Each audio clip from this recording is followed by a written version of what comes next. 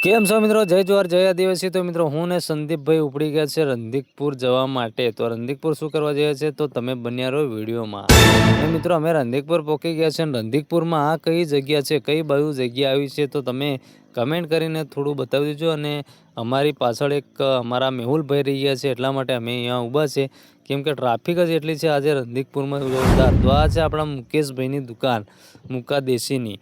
તો રણધીકપુરની કોલેજની બાજુમાં એમની દુકાન છે, કપડાની શોપ।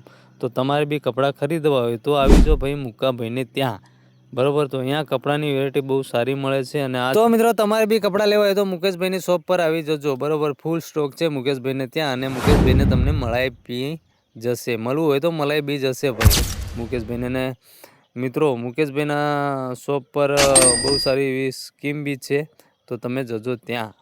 ને આ છે મારા ખાસ મિત્ર એવા મેહુલભાઈ।